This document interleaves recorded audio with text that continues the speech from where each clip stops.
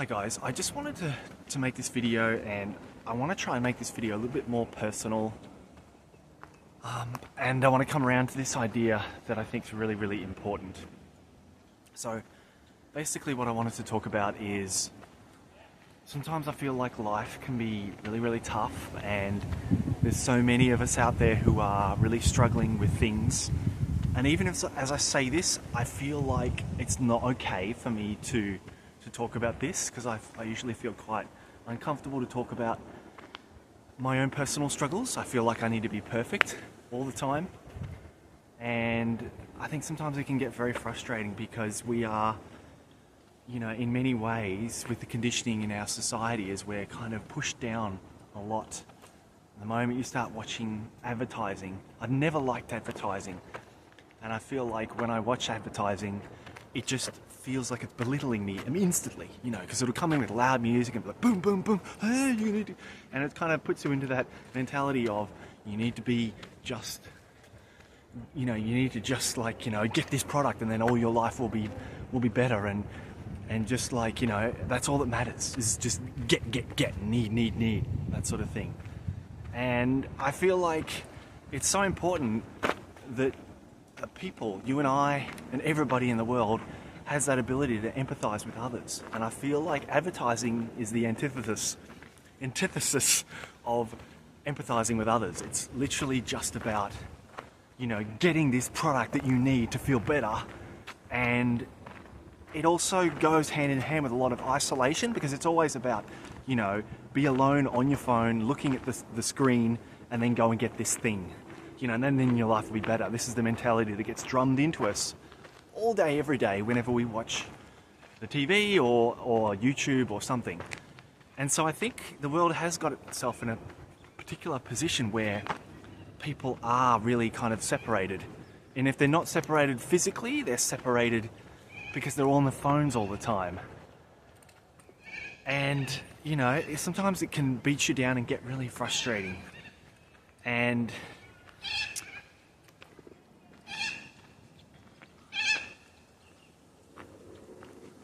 what I really want to talk about is this idea that we've forgotten who we are, we've forgotten how strong we are, we've forgotten how incredible we are.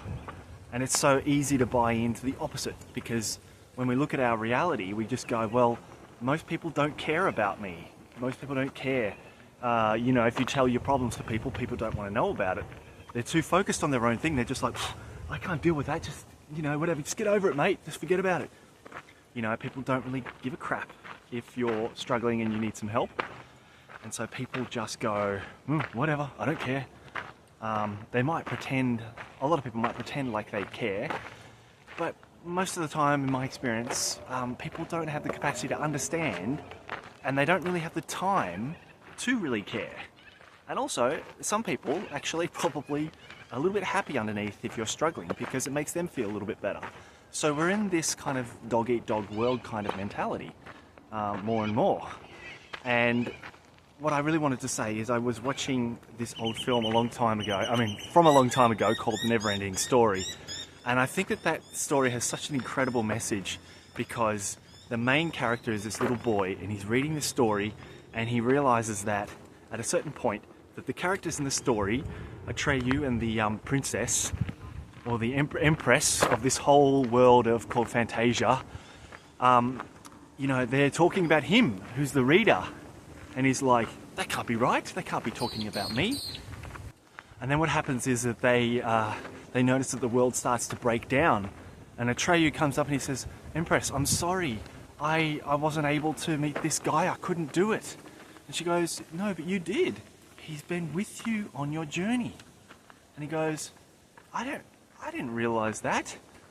And of course it's because it's the boy coming through as the reader. And he goes, so what's the problem? I've been carrying him. I brought him to you. So now what? I've done my job. Why isn't the world being saved? And basically she's like, well, he doesn't realize that he has that power to save this world.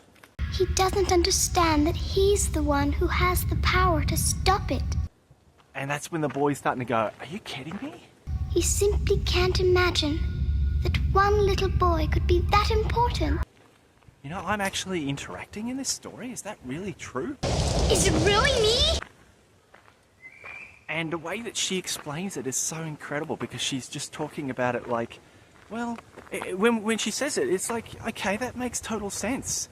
You know, if he's the reader, of course he's not going to believe he's part of it. But when she's talking about him, it sounds like, well, why wouldn't he? Why wouldn't he recognize his own power?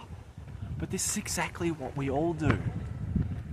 And when the world breaks down and it all falls apart, and he wakes up again and he's holding the little piece of light from Fantasia, and she's like, it's so small. And he goes, oh, it's so sad that it's been destroyed forever. And she goes, no, it hasn't. Anytime that you make a wish, anytime that you believe in yourself or you have a dream, it grows a little bit.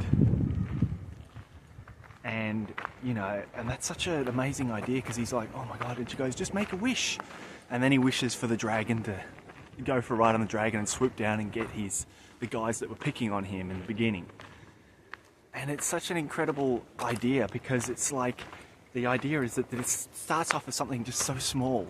It's like this little glow inside of all of us. We have the ability to be able to create our lives. But we all forget. And this is what's so hard, is that we all forget all the time.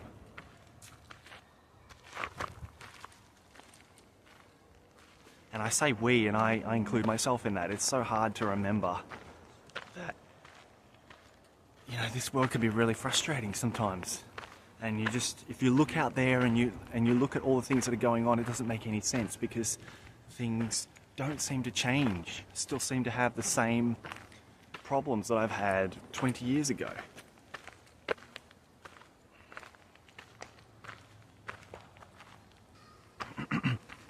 And going back to what the Empress said to Atreyu, she said, he doesn't realize that he has this power.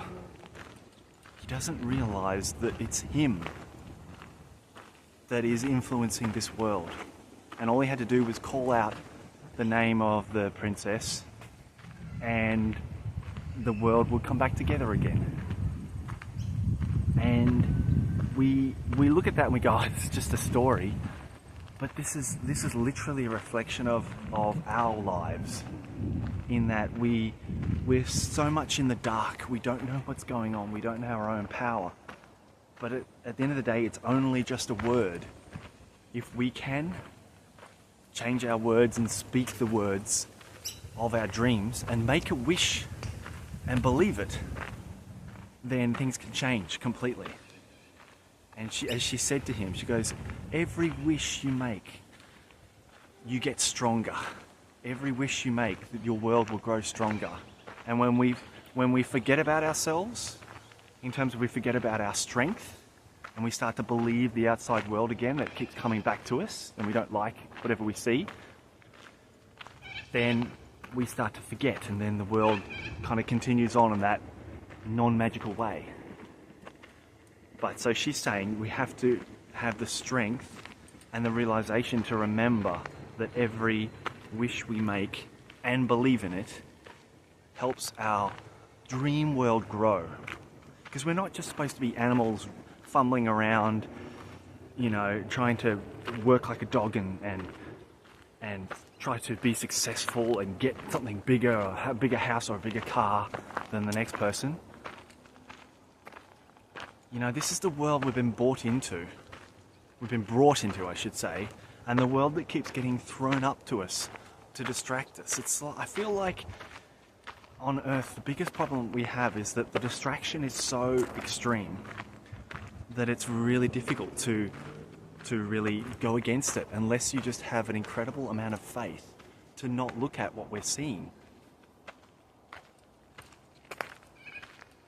And there's a line out of the Neverending Story song, which I love, that Lamal song. And it says something like, show no fear, or she may fade away. And I always remember that line, and I was thinking, oh my God, it is so true. especially with relationships and that sort of thing, you know. If you show fear, if you have any fear inside of you, what you want just disappears. It just pushes, it just goes away. And it's like you have to have your dreams, you have to have your wishes, but you have to not fear it. Because the moment we fear, we destroy it. We turn it into our worst nightmare rather than our greatest dream. And that's the biggest thing that I think stops people with their dreams, is that they give up on their dreams and they just go for what society tells them is a suitable, moderate pathway where people can be kind of happy and have maybe a couple of kids and the car and the wife, and just be like, you know, I'm not that happy, but I'll just be, you know, I'll be moderate. Look, this is okay. I can deal with this kind of thing. And that's great if that's exactly what you want. But what I'm saying is that life changes a lot, and it's not always as clear cut as like just getting what everybody else has got.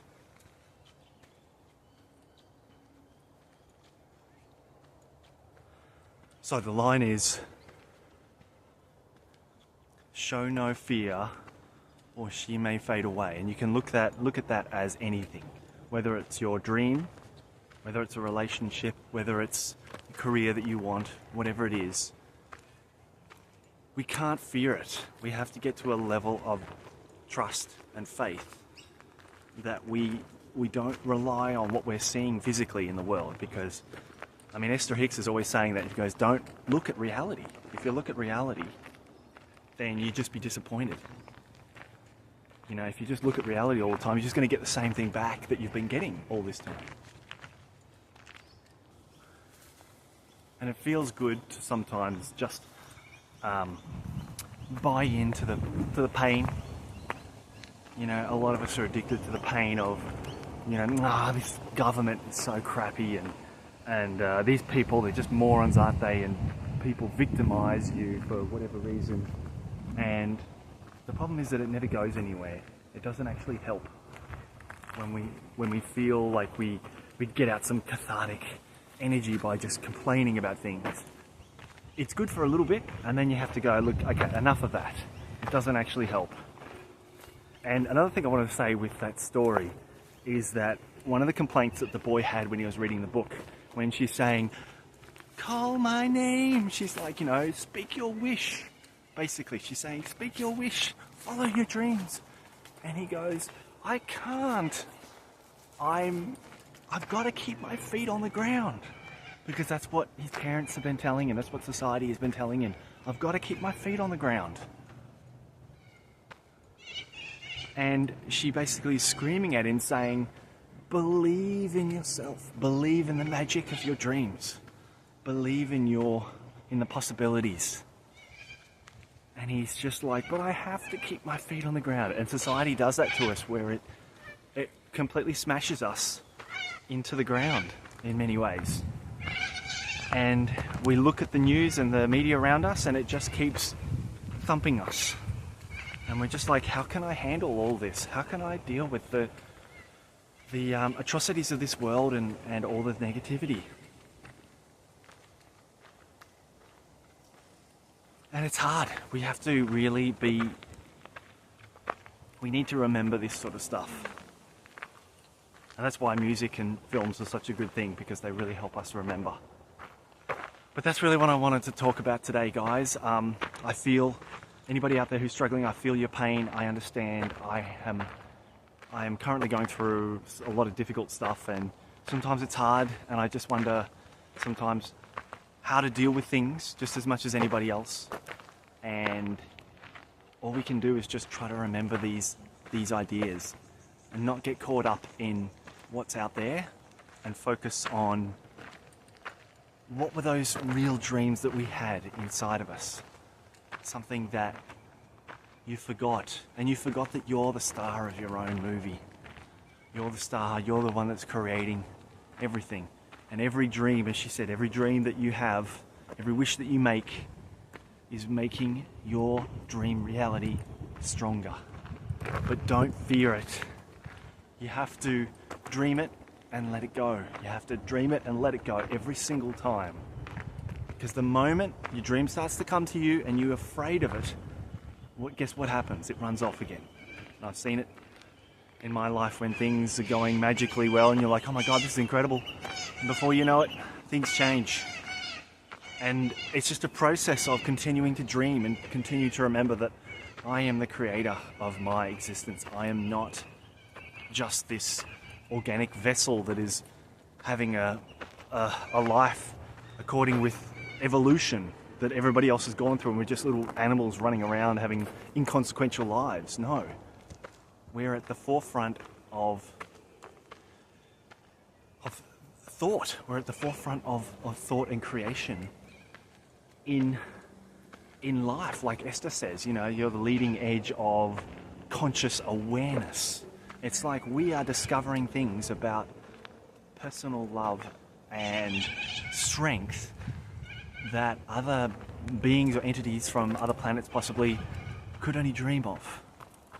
And, you know, Bashar always says, you know, Earth is a tough school because we feel everything so strongly and we have to deal with so much doubt and fear and distraction that it can be really tough to have the faith in ourselves. And that idea, we have to remember it. We have to remember to keep dreaming and not giving up. Anyway, guys, thank you so much for listening. I hope that was interesting. If you have any comments, please let me know. I'd love to hear your thoughts. And I know I haven't made any meditations for a while. I will be making meditations again shortly. I've been taking a little bit of a break from everything. And yeah, let me know your comments if you have any ideas. I'd love to hear what you think.